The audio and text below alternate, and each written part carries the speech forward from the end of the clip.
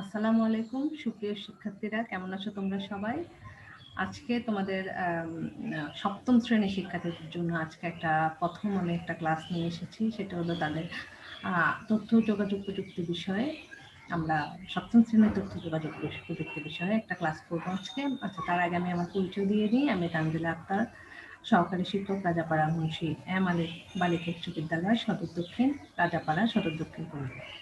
আচ্ছা, সপ্তম শ্রেণীর শিক্ষার্থীদের উদ্দেশ্যে বলতে চাই যে সপ্তম শ্রেণীতে আসলে তথ্য যোগাযোগ প্রযুক্তি এই বিষয়টাতে 5টি অধ্যায় আছে। তো তার মধ্যে সবচেয়ে বেশি গুরুত্বপূর্ণ বা সবচেয়ে বড় যে অধ্যায়টা সেটা হলো দ্বিতীয় অধ্যায়। ওই অধ্যায়টাকে আমি কয়েকটা খণ্ডে ভাগ করে ক্লাস নিয়ে আসবো। তো আজকে আমরা প্রথম অংশটা একটু দেখি। সেটা হলো, দেখো আমরা শুরু করি। আজকে আমরা তোমাদের অধ্যায় দ্বিতীয় যে অধ্যায়টা বলেছি, যে অধ্যায়টা অপেক্ষাকৃত বড়, এই অধ্যায়ে তথ্য যোগাযোগ প্রযুক্তি সংশ্লিষ্ট যন্ত্রপাতি, এই অধ্যায়টা সম্পর্কে আলোচনা করব। কারণ এই অধ্যায়টা আসলে সব যন্ত্রপাতি নিয়ে আলোচনা, এবং তোমাদের কাছে অনেকটা কঠিন মনে হয় যে বিভিন্ন ধরনের যন্ত্রপাতি, বা অনেকে তোমরা হয়তো দেখোনি, সেজন্য তোমাদের কাছে বিস্তারিত ক্লিয়ার মনে হয় না।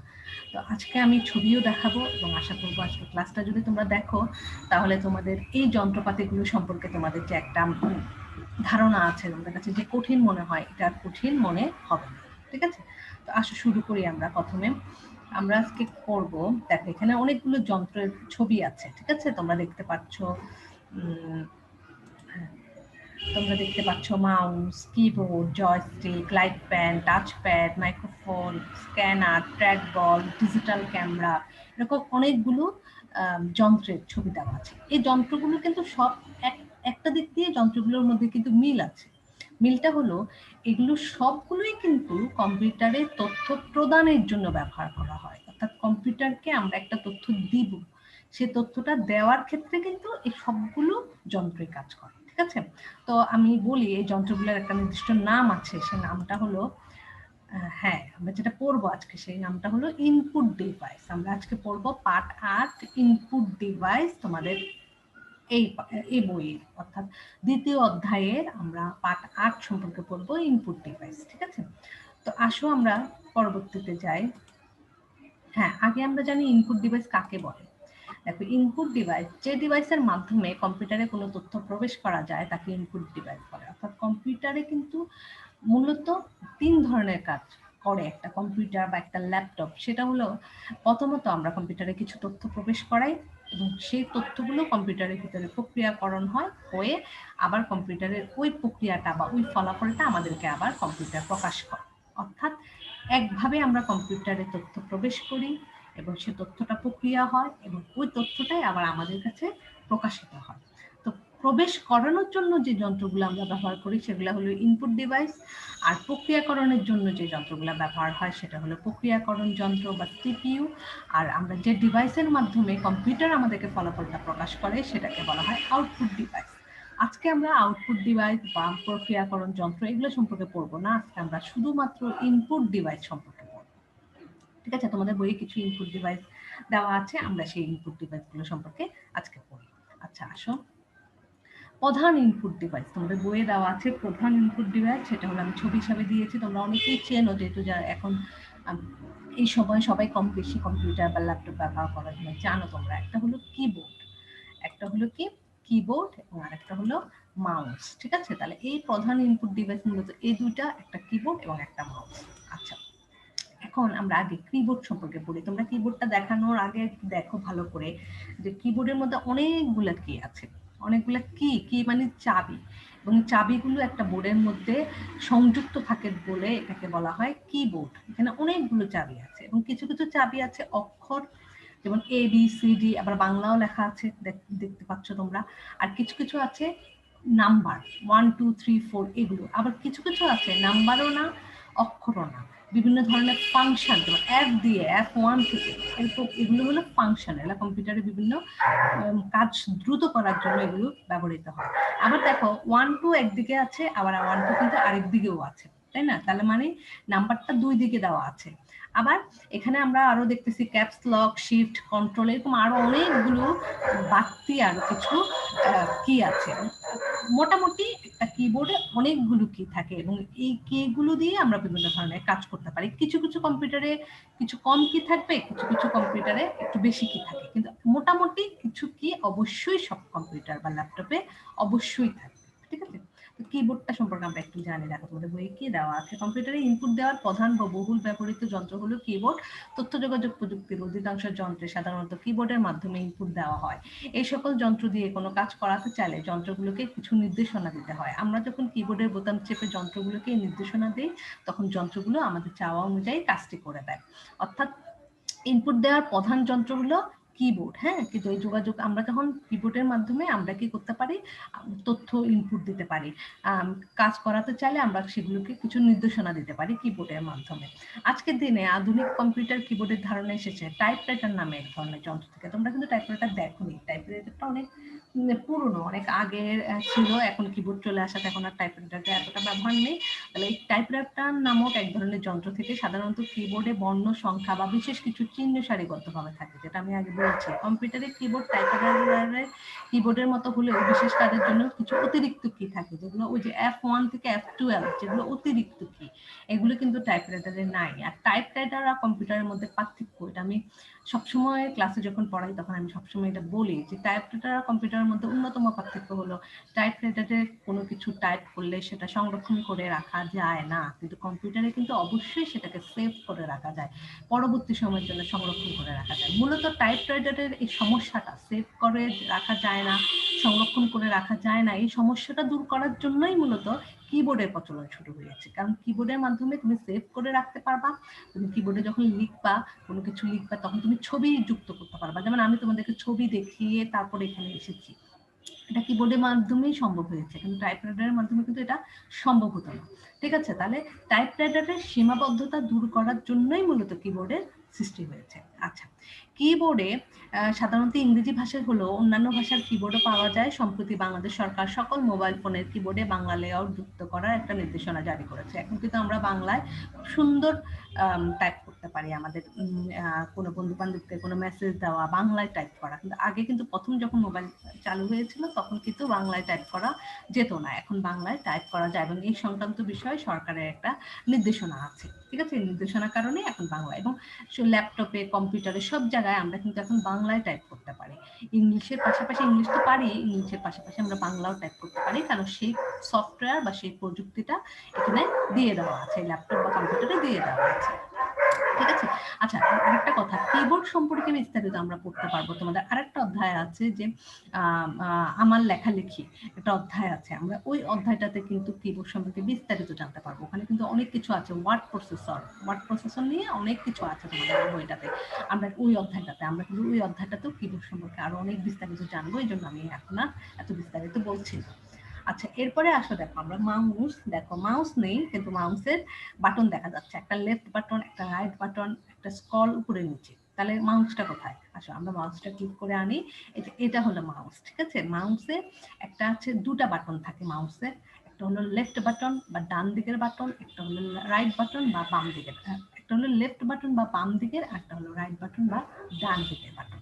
ঠিক আছে, মাউসে যখন তুমি মাউসটা ধরো তখন কিন্তু মাউসটাতে কি হয়, তোমার বাম দিকেরটা হবে বাম দিকের বাটন, তোমার ডান দিকেরটা হবে ডান দিকের বাটন, আর মাঝখানে একটা বাটন আছে সেটাকে বলা হয় স্ক্রল বা উপরে নিচে। যখন তুমি উপরে নিচে করতে যেতে চাচ্ছ, ঝট করে তুমি উপরে উঠে যেতে চাচ্ছ, নিচে যেতে চাচ্ছ, সেক্ষেত্রে তোমার স্ক্রল বাটনটা খুব সাহায্য করবে। ঠিক আছে, এটা একটা চাকা চাকা এবং এটা মাউসের মধ্যে দিয়ে দেওয়া থাকে। তো মাউসে এই যে এখানে একটা তার দেখতে পাচ্ছ, এই তারটা হলো কম্পিউটার সাথে যুক্ত করার যে তার। ঠিক আছে, মাউস কিন্তু অন্যতম একটা ইনপুট ডিভাইস, মাউস ছাড়া কিন্তু কাজ করাটা খুব মানে কষ্টকর। মাউস একটা খুবই গুরুত্বপূর্ণ কাজ, যদিও মাউসের কিছু কাজ আমরা কিবোর্ড দিয়ে করতে পারি, কিন্তু তারপরেও মাউসের কিন্তু খুবই গুরুত্বপূর্ণ ভূমিকা আছে চটজলদি কাজ করার জন্য।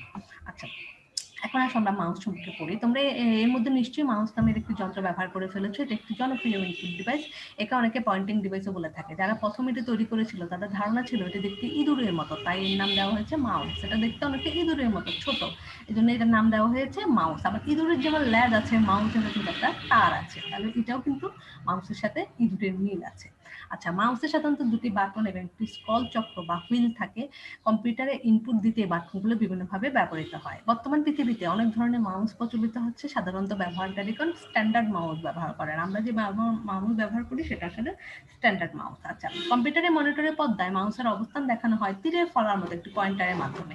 তোমরা এই যে আমার মাউস, আমার পয়েন্টারটা তোমরা দেখছো, আমি যে মাউসের উপর আমার সাদা এই পয়েন্টারটা দেখছো, অর্থাৎ তীরের ফলার মতো একটি পয়েন্টারের মাধ্যমে কিন্তু মাউসের অবস্থান, অর্থাৎ আমার মাউসের অবস্থান এখন এই যে এই মাউসটারই উপরে। ঠিক আছে, তাহলে মাউসটি নড়াচড়া করা হলে পয়েন্টারটি অবস্থান পরিবর্তন করে। কম্পিউটারে বাটন ক্লিক করে কম্পিউটারকে বিভিন্ন নির্দেশ প্রদান করা হয়। চিত্রভিত্তিক অপারেটিং সিস্টেমে মাউসের বহুল ব্যবহার লক্ষ্য করা যায়। চিত্রভিত্তিক অপারেটিং সিস্টেম, যে আমি যে ছবি দিয়ে তোমাদেরকে দেখাচ্ছি, উইন্ডোজ অপারেটিং সিস্টেম, এখানেও কিন্তু মাউসের একটা ব্যাপক ব্যবহার আছে। সাধারণত নির্দিষ্ট প্রোগ্রামের চিহ্নের উপর মাউসের ডান দিকের বাটন একবার ক্লিক করলে প্রোগ্রামটি নির্বাচিত বা সিলেক্ট হয়। এটা আমি প্র্যাকটিক্যালি যখন ক্লাস করিয়েছি তখন কিছু দেখিয়েছিলাম। অর্থাৎ মাউসটাকে আমরা কোনো চিহ্নের উপর বা কোনো আইকনের উপর বাম দিকের বাটনটা যখন আমরা ক্লিক করব তখন সেটা সিলেক্ট হবে। সিলেক্ট মানে নির্বাচন হবে, এবং পরবর্তীতে এটাকে কপি করা, পেস্ট করা বা অন্যান্য কাজ করতে পারবো। তবে অবশ্যই আগে বাম দিকের বাটনটা চেপে, মাউসের বাম দিকে বাটনটা চেপে ওই আইকনটা, ফাইলটা বা ওই ফোল্ডারটাকে অবশ্যই সিলেক্ট বা নির্বাচন করতে হবে।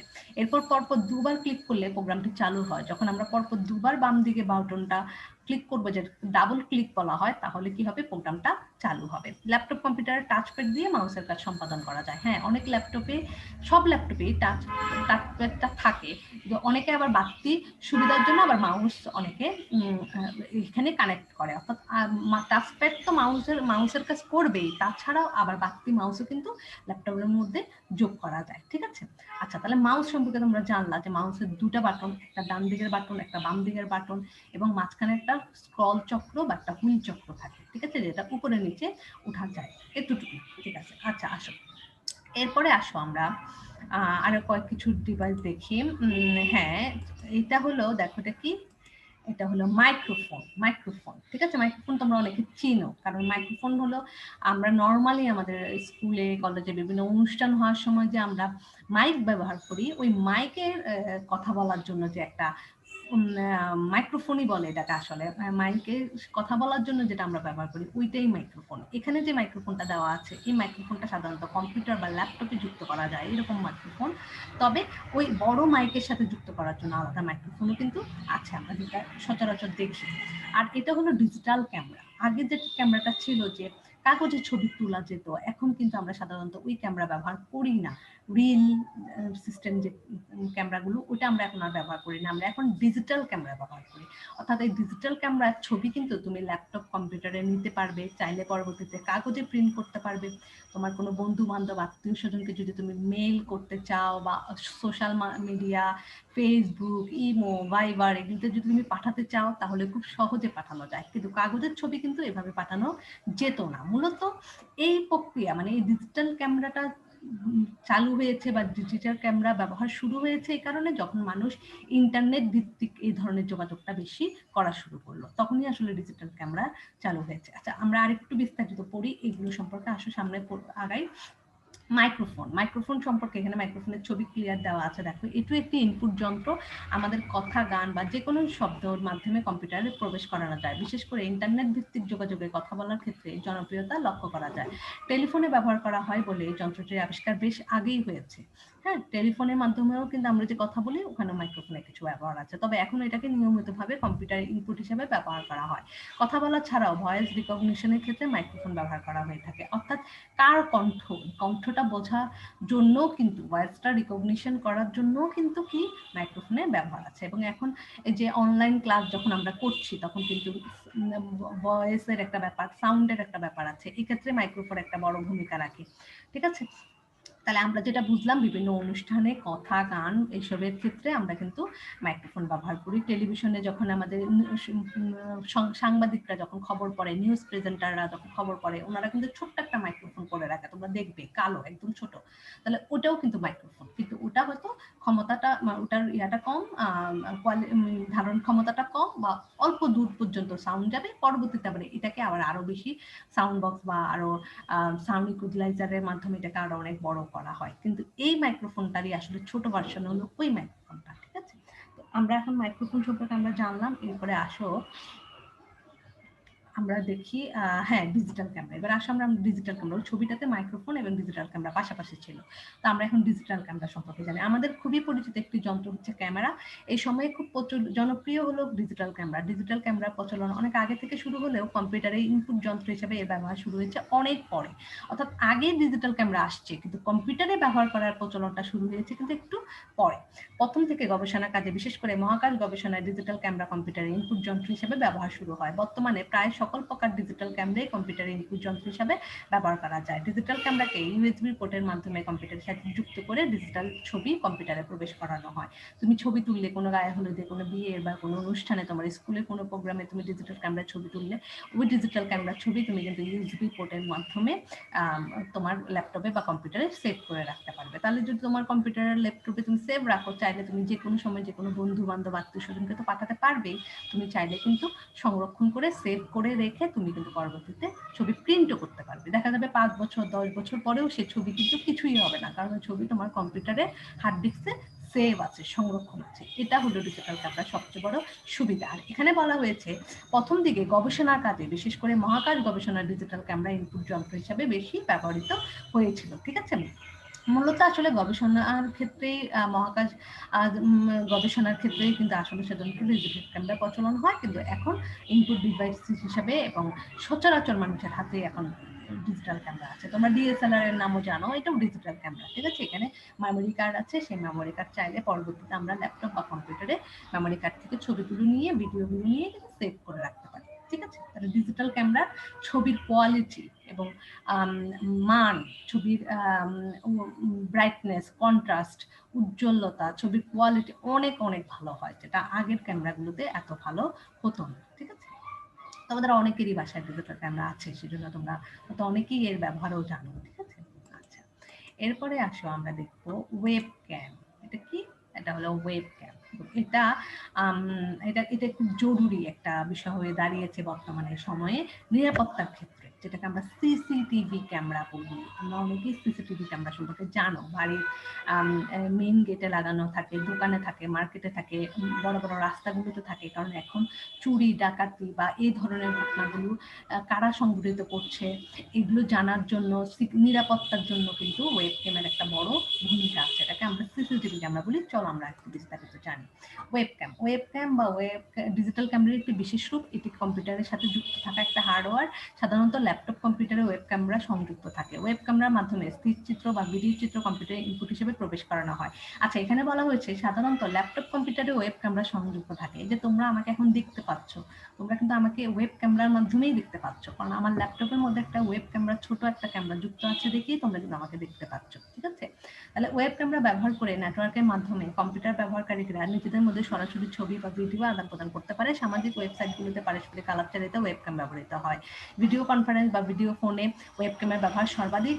ওয়ার্ল্ড ওয়াইড ওয়েবে এই ক্যামেরা ব্যাপক ব্যবহারের কারণে এর নাম হচ্ছে ওয়েব ক্যামেরা। অর্থাৎ ওয়েব ক্যামেরা নামকরণটা কেন হয়েছে? কারণ ইন্টারনেট ভিত্তিক যোগাযোগের ক্ষেত্রে কিন্তু এটাকে অনেক বেশি ব্যবহার করা হয়েছে, ব্যাপক ব্যবহার হয় ইন্টারনেট ভিত্তিক। তুমি তোমার কোনো দূরের কোনো বন্ধুর সাথে ভিডিও চ্যাটে কথা বলতে চাচ্ছ, আত্মীয়র সাথে, হ্যাঁ দেশের বাইরে যারা থাকে তাদের সাথে তুমি কথা বলতে চাও, খুব ভালোভাবে ওয়েবক্যামের মাধ্যমে তুমি যোগাযোগ করতে পারবে। ঠিক আছে, তাহলে মূলত কি ভিডিও কল বা ভিডিও কনফারেন্সে ওয়েবক্যামের বিশাল ব্যবহার আছে, এই কারণে এর নাম ওয়েব ক্যাম। ঠিক আছে, ওয়েবক্যাম বর্তমানে নিরাপত্তা সংশ্লিষ্ট বিভিন্ন কাজে ব্যবহার করা হয়, যেটা আমি বলেছি।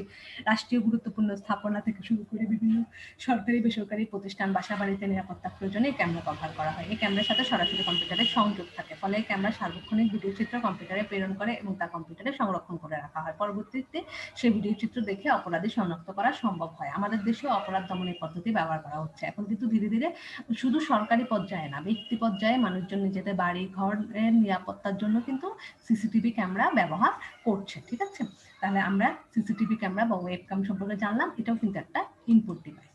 আচ্ছা, এবার আসো আমরা দেখবো আরো দুটো ডিভাইস। একটার নাম হলো স্ক্যানার এবং আর একটার নাম হলো ওএমআর।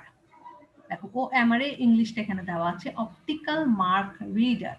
আমরা যখন ওএমআর পড়বো তখন আমরা আরো বিস্তারিত জানবো। অপটিক্যাল মার্ক রিডার বা ওএমআর। আর একটা হলো স্ক্যানার। হ্যাঁ, এই দুটা যন্ত্র, এর মধ্যে তোমরা অনেকে হয়তো স্ক্যানার দেখেছো, কিন্তু ওএমআরটা তোমরা দেখোনি, কারণ এটা আসলে সচরাচর ব্যবহার হয় না। এটা বিশেষ বিশেষ কাজে শুধুমাত্র ব্যবহার হয়। কিভাবে কোন কোন কাজে ব্যবহার হয় আমরা জানবো পরে। আসলে আচ্ছা, আগে আমরা স্ক্যানার সম্পর্কে জানি। এক সময় ফটোকপি মেশিনের সাহায্যে আমরা বিভিন্ন ডকুমেন্টের প্রতিলিপি বা কপি করতাম, কিন্তু প্রতিলিপি যতবার দরকার ততবারই মেশিন ব্যবহার করতে হতো। এখনো তো আমরা ফটোকপি মেশিন দিয়ে কাজ করি।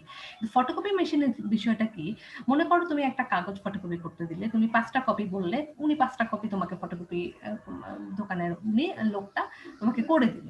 তারপর তোমার আবার ওই কাগজটা দরকার, তুমি কিন্তু যে ওনাকে বললেই উনি আর কপিটা বের করতে পারবে না, তোমার আবারও মূল কাগজটা তাকে দিতে হবে, যে কাগজটা থেকে তুমি ফটোকপি করবে। কারণ এই ফটোকপি মেশিনে সেভ করে রাখার কোনো সুযোগ নেই, কিন্তু স্ক্যানারের ক্ষেত্রে কিন্তু সেভ করে রাখার একটা সুবিধা আছে। অর্থাৎ তুমি একবার যদি সেটাকে স্ক্যান করে কপি বের করো, ওই স্ক্যানটা কিন্তু সেভ করে রাখতে পারবে। তোমার এরপরে যদি 1 মাস 1.5 মাস যখনই প্রয়োজন হয়, তুমি কিন্তু আবার ওই কপিটা স্ক্যান করে আবার বের করে নিতে পারবে। তার মানে সেভ করার সুবিধা আছে স্ক্যানারে, ফটোকপি মেশিনে কিন্তু সেভ করার খুব সুবিধাটা নাই। আর স্ক্যানার আর ফটোকপি মেশিন মূলত একই জিনিস, তবে স্ক্যানারের ওই একটাই সুবিধা যে সেভ করা যায় আর অনেকটা হালকা বা ছোট সাইজে যে কোনো জায়গায় বহন করা যায়, কিন্তু ফটোকপি মেশিন কিন্তু সব জায়গায় নেওয়া যায় না। তোমরা দেখেছো ফটোকপি মেশিন অনেক বড় একটা যন্ত্র, ঠিক আছে? কিন্তু এই প্রতিলিপি যতবার দরকার ততবারই মেশিন ব্যবহার করতে হতো, তথ্যটি সংরক্ষিত থাকতো না। এই সমস্যাটির সমাধান যে যন্ত্রটি করে দিয়েছে তার নাম স্ক্যানার। যে কোনো প্রকার ছবি, মুদ্রিত বা হাতে লেখা কোনো ডকুমেন্ট অথবা কোনো বস্তুর ডিজিটাল প্রতিলিপি তৈরি করার যন্ত্রের নাম স্ক্যানার। অর্থাৎ যে কোনো ছবি, মুদ্রা, আমি শুধু লেখার কথা বলেছি, শুধু লেখা না, ছবিও আছে, ছবি, মুদ্রিত বা হাতে লেখা কোনো ডকুমেন্ট, কোনো বস্তুর ডিজিটাল প্রতিলিপি তৈরি করার যন্ত্রের নাম স্ক্যানার। ডিজিটাল প্রতিলিপি অর্থাৎ যেটা তুমি সেভ করে রাখতে পারবে, যেটা তুমি ইমেলে পাঠাতে পারবে, যেটা তুমি হোয়াটসঅ্যাপ, ভাইবার, ইমোতে পাঠাতে পারবে, এই ধরনের যে কপিটা সেটাকে বলা হয় ডিজিটাল প্রতিলিপি। আর আমরা নর্মাল কাগজে যেটা করি সেটা কিন্তু ডিজিটাল প্রতিলিপি না, ঠিক আছে? তাহলে এই ডিজিটাল প্রতিলিপি তৈরি করার জন্যই সাধারণত স্ক্যানার ব্যবহৃত হয়। অর্থাৎ ফটোকপি মেশিন শুধুমাত্র কাগজে প্রিন্ট করবে, আর স্ক্যানারের মাধ্যমে তুমি কাগজেও প্রিন্ট করতে পারবে, আবার কম্পিউটারে তুমি এক কম্পিউটার থেকে আরেক কম্পিউটারে পাঠাতে পারবে, একজনের কাছ থেকে আরেকজনের কাছে ইন্টারনেটের মাধ্যমে তুমি পাঠাতে পারবে। এই ডিজিটাল প্রতিলিপি বিভিন্ন প্রকারের তথ্য ফাইল আকারে কম্পিউটারে সংরক্ষণ করা যায়। চাইলে কম্পিউটারে তুমি সেভ করেও রাখতে পারবে খুব ইজিলি, এবং পরবর্তীতে তুমি সেটা ব্যবহার করতে পারবে। এরপরে আসো ওএমআর। আমি আগেই বলেছি ওএমআর এর পূর্ণরূপ হলো অপটিক্যাল মার্ক রিডার। অপটিক্যাল শব্দের অর্থ হলো আলোর প্রতিফলন, ঠিক আছে? আর মার্ক মানে হলো দাগ, তোমরা জানো মার্ক মানে দাগ, আর রিডার মানে যে যন্ত্রটা পড়তে পারে। তাহলে আলোর প্রতিফলন যে যন্ত্রটা পড়তে পারে সেটাকে বলা হয় অপটিক্যাল মার্ক রিডার। এটাও একটা ইনপুট ডিভাইস। আলোর প্রতিফলন বিচার করে এটি বিভিন্ন ধরনের তথ্য বুঝতে পারে। ওএমআর এর কাজের ধরন অনেকটা স্ক্যানারের মতো, অনেকটা কিন্তু স্ক্যানারের মতো। বিশেষভাবে তৈরি করা কিছু দাগ বা চিহ্ন ওএমআর করতে পারে। আমি তোমাদেরকে একটু বলি, যে বলেছিলাম যে বিশেষ কাজের জন্য শুধু ওএমআর ব্যবহার হয়, এটা আমি একটু বিস্তারিত বলি। হ্যাঁ, বিশেষ কাজটা কি, যে আমরা যখন এসএসসি পরীক্ষায় বৃত্ত ভরাট একটা বিষয় আছে, গোল গোল বৃত্ত ভরাট করতে হয় কালো বল পয়েন্ট কলম দিয়ে, এবং ওইটা সঠিক কিনা এইটা জানার জন্য যে যন্ত্রটা ব্যবহার করা হয় সেটাই হলো ওএমআর। অর্থাৎ আবার আমি একটু বলি, ওএমআর এর মধ্যে এমন একটা বিষয়, ওএমআর এর মধ্যে সঠিক উত্তরের একটা সেট আগে থেকেই দিয়ে রাখা হবে, ঠিক আছে? সঠিক উত্তরের প্রশ্ন, মানে সঠিক উত্তরের যে এমসিকিউর উত্তরটা, উত্তরপত্র, সেটা ওখানে দেওয়া থাকবে। তোমার উত্তরপত্র, তুমি একটা প্রশ্ন মনে করো 50 নম্বরের বহু নির্বাচনী প্রশ্ন, তুমি 50টা এমসিকিউ গোল বৃত্ত ভরাট করলে, ভরাট করার পর তোমার উত্তরটাও ওই ওএমআর এ প্রবেশ করানো হবে। তখন ওএমআর আগে থেকে রাখা উত্তরপত্রের সাথে তোমার উত্তরপত্রে মেলাবে। মেলাবে বলতে আলো ফেলবে, আলো ফেলে ফেলে সে দেখবে কোন জায়গাটার কালো বৃত্ত ভরার, যে জায়গাটা কালো বৃত্ত ভরার সে জায়গায় তো আলো পড়বে না স্বাভাবিকভাবে, তাহলে সে বুঝে যাবে ওইটাই সঠিক উত্তর। এরকম করে সে আগে দেওয়া উত্তরপত্র এবং তোমার উত্তরপত্রের মধ্যে মিলাবে। মেলানোর পরে দেখবে তুমি 50টার মধ্যে কয়টা সঠিক উত্তর লাগিয়েছো, কয়টা ভুল লাগিয়েছো। তখন সে সেই উত্তরটা তার মনিটরে প্রকাশ করবে, যে 50-এর মধ্যে মনে করো 40 লেখাটা তার ডিসপ্লেতে প্রকাশিত হলো, এবং দেখে বোঝা যাবে যে এই ছাত্রটা এই এমসিকিউটাতে, উত্তরপত্রটাতে 50-এর মধ্যে 40টা সঠিক করেছে, ঠিক আছে, আমি একটু বলেছি আমি তো বইয়ে কি লেখা আছে আমরা একটু পড়ি। বর্তমানে এটি অনেকের কাছে খুবই পরিচিত, বিশেষ করে বহু নির্বাচনী প্রশ্নের উত্তরপত্র যাচাই এটি ব্যাপক ব্যবহার রয়েছে।